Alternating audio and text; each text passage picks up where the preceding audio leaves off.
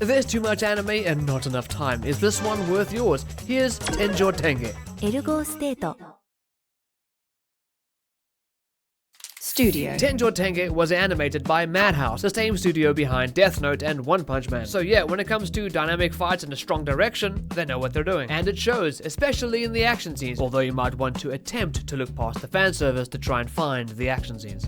Dubs availability Yes, there is a dub. It's decent. Very much a product of the early 2000s dubbing. As I always say, the 2000s were still finding their footing as far as good English dubs go. Johnny Young Bosch was there, so some solid performances, some moments do feel a bit janky, to be expected. It's certainly watchable, but like most shows from that era, the sub is usually the better experience. Genre Tenjho Tenge is action, martial arts, supernatural, with a mix of school life, power systems, and surprisingly heavy backstory elements. And physics.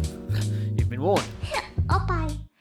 Synopsis The story follows two delinquents who transfer into a school where fighting isn't just common, it's structured. Very quickly, they get pulled into organized combat groups, power hierarchies, and a deeper story tied to the people around them. What starts as simple fights with jugs turns into something more layered, and sometimes less layered.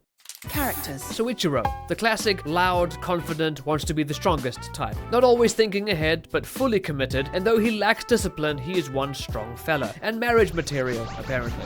Bob, the calm contrast, more grounded, more aware, and usually the one reacting to everything. Soichiro's trusted friend. Maya, the composed, experienced fighter, who clearly knows more than she lets on. Also, she can shrink herself, and then blossom. Aya, Maya's sister, bet you wouldn't put that together. Soft-spoken, emotional, and deeply attached, represents the more vulnerable side of the story, with a bit of a secret. The side characters is where things expand as usual. You get rival fighters, powerful upperclassmen, characters tied to older conflicts. Many of them come with detailed backstories and connections that slowly unfold. The world feels bigger than just the main cast, and I once got earrings inspired by this fellow.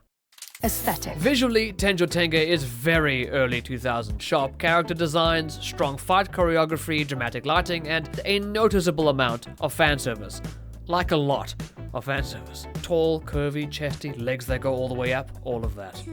The show doesn't exactly try to hide anything. It's just part of the overall style. Sometimes it adds to the tone, sometimes. Oftentimes it just shows up and reminds you what era this came from. If you enjoy martial arts focused anime, school setting with power structures, shows like Ikitoso no Baki with cleavage, you'll likely enjoy this.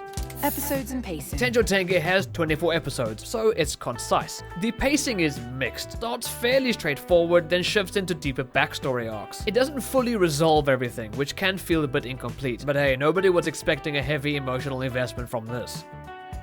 Tenjho Tenge is one of those shows that sticks more for its moments than its structure. The fights, the tone shift, the atmosphere, and other, that's where it stands out. Tenjho Tenge has style, strong action, and some interesting ideas, even if it doesn't always tie everything together perfectly. So if you like martial arts, school rivalries, and early 2000s anime energy, this works. If you want depth and good character progression, you might want to give this a skip. However, if you like heavily fan service anime, you will love this. And that's Tenjho Tenge, pretty much.